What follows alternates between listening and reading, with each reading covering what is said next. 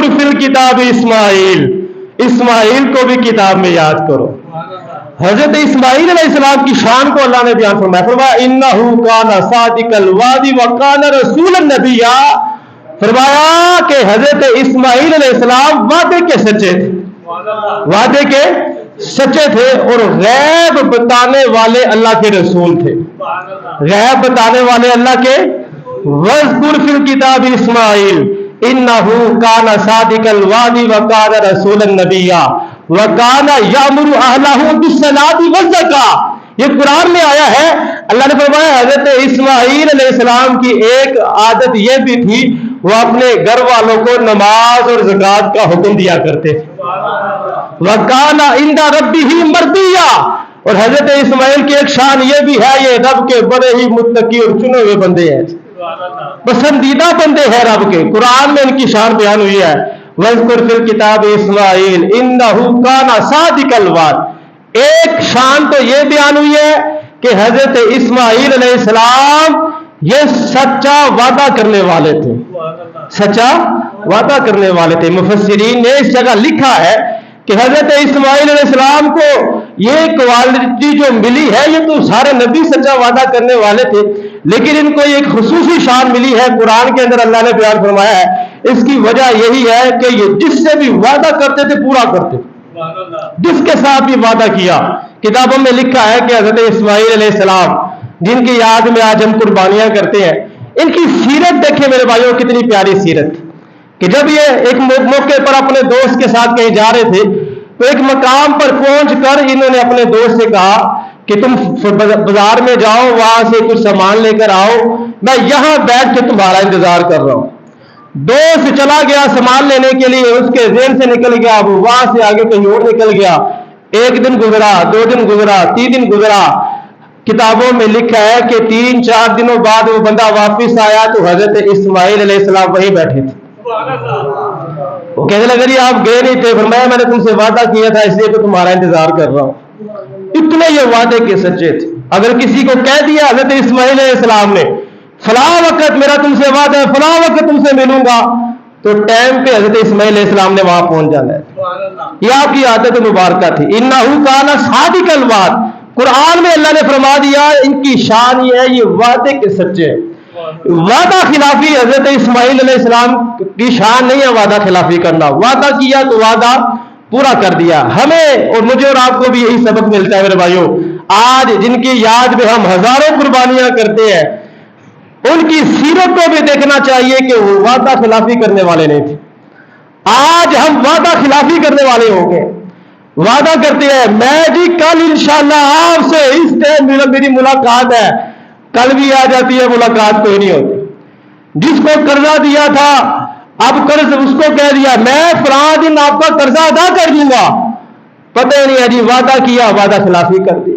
وعدہ خلافی حرام ہے، وعدہ توڑنا میرے بھائیوں۔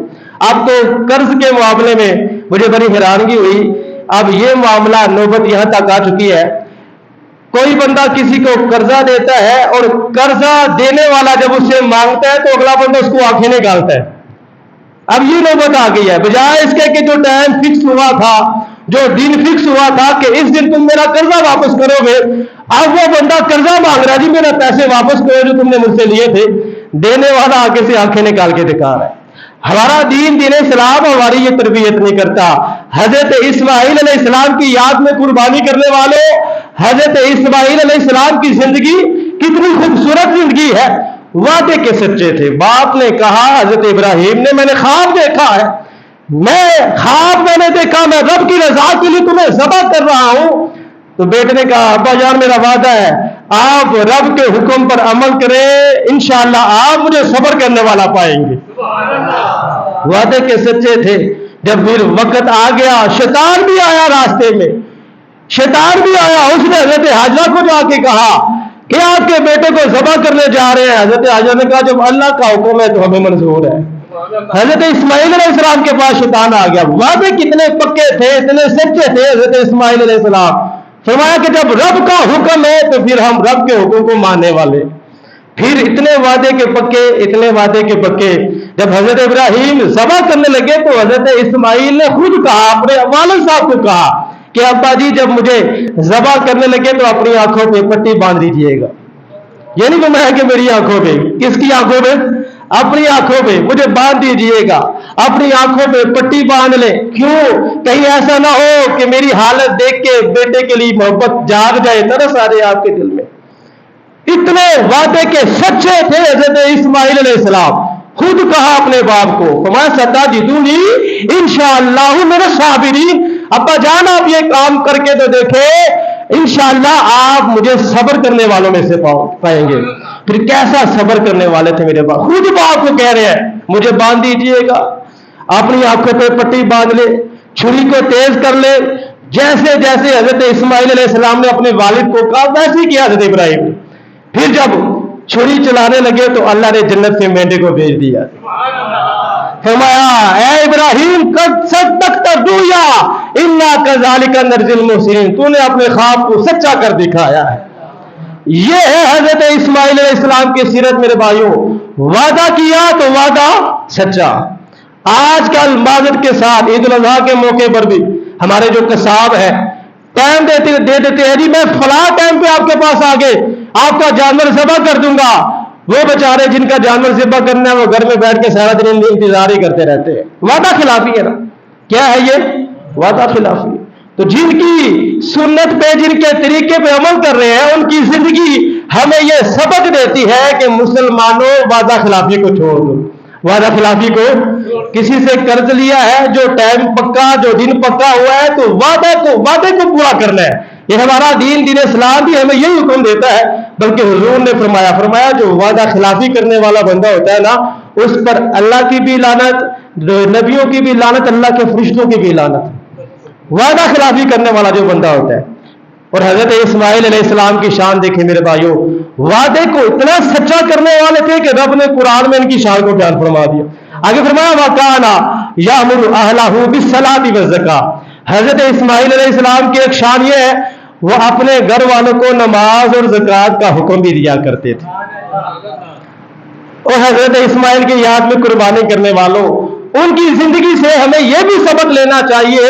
ہم نے خود بھی نماز روزے کی پابندی کرنی ہے اور اپنے گھر والوں کو بھی حکم دینا ہے. یقین کریں اب بڑوں نے بھی چھوٹوں کو سمجھانا چھوڑ دیا ہے، جس کی وجہ سے حالات زیادہ خراب ہو رہے ہیں. اگر والد صاحب، والدہ، ماموں، چاچو سارے بڑے مل کر چھوٹے بچوں کو سمجھائے نا تو انشاءاللہ آپ خود دیکھیں گے کہ اس کا فائدہ کتنا ہے. آج ہم نے سمجھانا بھی چھوڑ دیا ہے. وجہ کیا ہے؟ ہم کیسے کہیں بچوں کو نماز پڑھے، ہم خود نماز نہیں پڑھتے. ہم کیسے کہیں قرآن پڑھو، ہم خود قرآن نہیں پڑھتے. ہم کیسے کہیں کہ جھوٹ نہ بولو، ہم خود اس کے سامنے جھوٹ بولتے ہیں.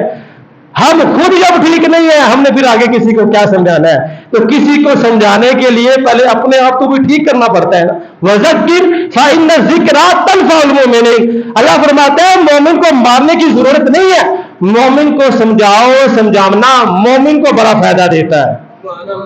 سمجھانا مومن کو بڑا فائدہ دیتا ہے. اپنے گھر والوں کو سمجھائیں. جب یہ گھر والوں کو سمجھانے کا ایک سلسلہ، ایک ماحول بن جائے گا میرے بھائیوں، چھوٹی چھوٹی بات بچوں کو جہاں غلط بات دیکھے وہاں سمجھائے، بیٹا یہ بات غلط ہے، یہ کام غلط ہے، ایسے نہیں کرنا، ایسے کرنا ہے. آپ سمجھاتے جائیں گے انشاءاللہ آپ کے سمجھانے کی برکت سے آپ خود اپنی آنکھوں سے بارے دیکھتے جائیں. فائدہ ہوگا. جب قرآن کہہ رہے کہ سمجھانا فائدہ دیتا ہے، سمجھانا فائدہ دیتا ہے. آج ہم نے سمجھانا ہی چھوڑ دیا. نماز کا ٹائم ہے، ہم سمجھاتے ہی نہیں ہے کہ نماز پڑھ لو. اپنے گھر والوں کو کہتی نہیں ہے. اور حضرت اسماعیل کی سیرت کیا ہے؟ حضرت اسماعیل جن کی یاد میں ہم قربانی کرتے ہیں، ان کی سیرت اتنی اعلیٰ، اللہ نے قرآن میں بیان فرما دیا وَكَانَ يَأْمُرُ أَهْلَهُ بِالصَّلَاةِ وَالزَّكَاةِ. حضرت اسماعیل اپنے گھر والوں کو نماز اور زکوٰۃ کا حکم دیا کرتے تھے. وَكَانَ عِندَ رَبِّهِ مَرْضِيًّا. اور اللہ کی بارگاہ میں بڑے پسندیدہ بندے تھے حضرت اسماعیل. بڑے پسندیدہ، اتنے پسندیدہ کہ جب صفا اور مروہ کی پہاڑیوں پہ حضرت حاجرہ نے 7 چکر لگائے نا پانی کی تلاش میں. کس کی تلاش میں؟ پانی کی تلاش میں. کتنے چکر لگائے؟ 7 چکر لگائے. حضرت اسماعیل نے اپنی ایڑیوں کو زمین پہ مارا، اللہ نے پانی کا چشمہ جاری فرما دیا.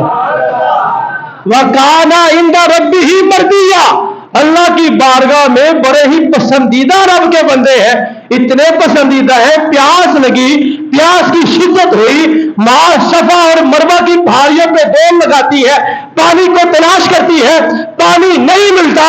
حضرت اسماعیل علیہ السلام بچے ہیں، اپنی ایڑی کو زمین پہ رگڑتے ہیں، رب پانی کے چشمے کو جاری فرما دیتا ہے، اور وہ پانی کا چشمہ آب زمزم جی۔ اور یہ آب زمزم ایسا پانی ہے، یہ قیامت تک جاری و ساری رہنا ہے۔ اور ایڑی کس کی لگی ہے؟ اللہ کے نبی کی لگی ہے۔ کس کی لگی ہے؟ حضرت اسماعیل کی لگی ہے۔ پھر ہمارے نبی کی عظمت و شان کا عالم کیا ہوگا؟ سب سے اولا والا، سب سے بالا والا، حلق سے اولیاء، اولیاء سے رسول، سب رسولوں سے اعلیٰ، سب رسولوں سے اعلیٰ۔ حضرت اسماعیل کی ایڑیاں لگی، وہاں سے پانی کے چشمے جاری ہو گئے۔ پھر ایسا ہوا کہ قیامت تک جاری رہنا ہے، قیامت تک جاری رہنا ہے آب زمزم۔ اعلیٰ حضرت کہتے ہیں آب زمزم کا یہ بھی ایک معجزہ ہے۔ امام اہل سنت اشاہ امام احمد رضا خان رحمۃ اللہ علیہ کہتے ہیں کبھی اس کا ذائقہ بدلتا رہتا ہے، اس کا ذائقہ بدلتا رہتا ہے، آب زمزم کا ذائقہ بدلتا رہتا ہے، کبھی کروا، کبھی میٹھا، کبھی کیسا، کبھی کیسا۔ اعلیٰ حضرت کہتے ہیں رات کے 2 بجے جو وہاں پہ آب زمزم پیتا ہے نا، ایسا محسوس ہوتا ہے کہ گائے کا خالص تازہ دودھ بندہ پی رہا ہے۔ حضور نے فرمایا آب زمزم ایسا یہ پانی کا چشمہ، یہ ایسی برکتوں والا پانی ہے، جس مقصد کے لیے بھی یہ پانی پیا جاتا ہے، اللہ وہ مقصد کو پورا فرما دیتا ہے۔ وَكَانَ عِندَ رَبِّهِ مَرْضِيًّا۔ وجہ کیا ہے کہ حضرت اسماعیل علیہ السلام کا رب کی بارگاہ میں مقام یہ ہے کہ وہ اللہ کی بارگاہ میں بڑے ہی پسندیدہ بندے ہیں، اللہ کے بڑے ہی پسندیدہ بندے ہیں۔ ان کی یاد میں میرے بھائیوں ہم قربانی کرتے ہیں، ان کی یاد میں ہم قربانی کرتے ہیں، تو ان کی سیرت کو بھی اپنانا چاہیے۔ وعدہ خلافی، سارے بولے وعدہ خلافی، وعدہ خلافی، وعدہ خلافی، یہ اپنی زندگی کا اصول بنا لے، کامیابی بھی اسی میں ہے۔ جو دکاندار، جو کاروبار کرنے والا، جو کرانے والا وعدے کا پکا ہوتا ہے نا، تو اس کا کاروبار بھی ماشاءاللہ اچھا چلتا ہے۔ اور جو جھوٹ بولتا ہے، جو نمبریاں کرتا ہے کہ اس کو کچھ کہہ دیا، اس کو کچھ کہہ دیا، اس کو کچھ کہہ دیا، اس کا کاروبار تباہ ہو جاتا ہے۔ تو وعدہ خلافی، جب ہم وعدے کو سچا کریں گے، وعدے کو پورا کریں گے، پھر اللہ اور اس کے رسول کی مدد بھی آ جائے گی۔ جب ہم اللہ اور اس کے رسول کو حکم کو مانیں گے، پھر کاروبار میں برکتیں بھی آ جائیں گی، اللہ کی رحمتیں بھی آ جائیں گی۔ میرے بھائیو، یہ حضرت اسماعیل علیہ السلام کی سیرت ہے۔